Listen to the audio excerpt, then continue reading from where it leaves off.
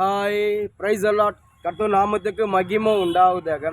இன்றைய வேத வசனம் தானியேல் 2ஆம் அதிகாரம் 47ஆம் வசனமுக்கு இப்படியாக சொல்லப்படுது. ராஜா தானியேலை நோக்கி, நீ இந்த மறைப்பொருளை வெளிப்படுத்தினபடினால் மெய்யாய் உங்கள் தேவன் தேவர்களுக்கு தேவனும் ராஜாக்களுக்கு ஆண்டவரும் மறைப்பொருளை வெளிப்படுத்துகிறோமாய் இருக்கிறார் என்றார். அதாவது நேபுகாத்நேசர் ராஜாவுக்கு ஒரு சொப்பனம் பார்க்குற ஒரு தரிசனம் பார்க்குறான். அந்த தரிசனத்தை அவங்க அந்த சொப்பனத்தை யாராலும் விளக்க சொல்ல முடியல.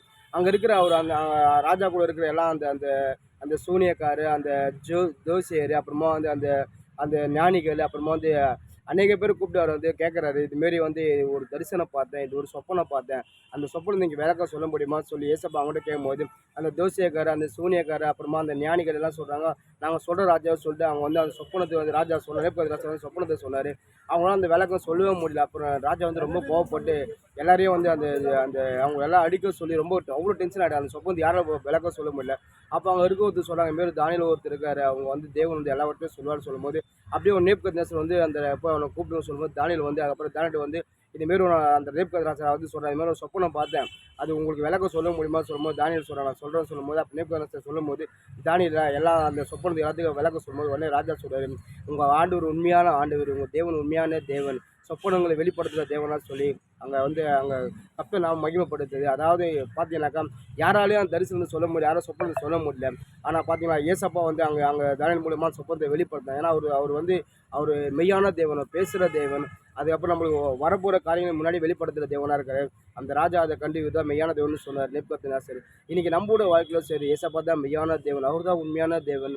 நம்ம அநேக காரியங்கள் நம்மளுக்கு அவர் வெளிப்படுத்துகிற தேவனாக இருக்கார். ஒன்று நீங்கள் அவர் உண்மையாக நம்பினா உங்களை கொண்டு பயன்படுத்துவார். தானியேலை கொண்டு நாங்கள் பயன்படுத்தினார்.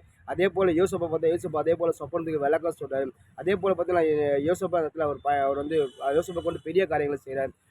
நம்ம கர்த்தர் மேல் நம்பிக்கையாக கர்த்தர் மேல் விசுவாசமாக இருக்கும்போது கர்த்தர் நம்மளை எடுத்து பயன்படுத்துவார். அவர் தான் மெய்யானது. அந்த சொப்பனத்துக்கு யாரால பதில் சொல்ல முடியல. இன்றைக்கி நம்மளோட வாழ்க்கை அநேக பேர் வாழ்க்கையில் நம்ம மெய்யான தேவனை விட்டு நம்ம எதோ நம்ம தேடி போகிறோம், நம்ம எதோ நம்ம நாடி போகிறோம். ஆனால் அதெல்லாம் நம்மளுக்கு ஒன்றுமே வாழ்க்கை நம்மளுக்கு எந்த அற்புதம் நடக்க மாட்டுது. ஆனால் இயேசுவை நீங்கள் தேடி பாருங்கள், உண்மையான தேவனை நீங்கள் தேடி பாருங்கள். நிச்சயமாக உங்கள் வாழ்க்கையில் உங்களுக்கு என்ன இருக்குன்னு கர்த்தர் வெளிப்படுத்துவார். அது மட்டும் இல்லை, உங்களை சுற்றி இருக்கிற பிரச்சனை கர்த்தர் வெளிப்படுத்துவார். அது மட்டும் இந்த நாட்டில் தேசத்தில் வரப்போகிற காரியங்களை வெளிப்படுத்துவார். மற்றவங்களை பற்றி கர்த்தர் வெளிப்படுத்துவார். அநேக காரியங்கள் வெளிப்படுத்து. அவர் தான் மெய்யான தேவன், அவர் தான் ஜீவன் உள்ள தேவன். நேபுகாத்நேசர் அவர் தான் அப்படி தான் சொல்கிறார், இவர் தான் உண்மையான ஆண்டவர்னு சொல்கிறார். ஏன்னா பார்த்தீங்கன்னா அந்த சொப்பனத்தை யாராலும் விளக்க சொல்ல முடியல. அவங்க சொல்லுவாங்க, இவங்க சொல்ல மந்திரவாதிகளும் சொல்ல முடியல, எந்த சூனியக்காரனும் சொல்ல முடியாது, யாராலுமே ஞானிகளும் சொல்ல முடியல. ஏசப்பா தான் ஞானமுள்ள தேவன்.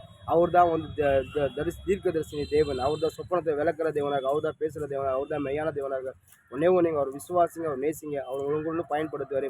தானியேலை கொண்டு கர்த்தர் பயன்படுத்தினார். யோசேப்பை கொண்டு கர்த்தர் பயன்படுத்தினார். ஏசப்பா நீங்கள் விசுவாசிக்கும் போது அவர் உங்களுக்கு கொண்டே பயன்படுத்துவார். அவர் தான் மெய்யான தேவன். நம்புங்க. ஆமென்.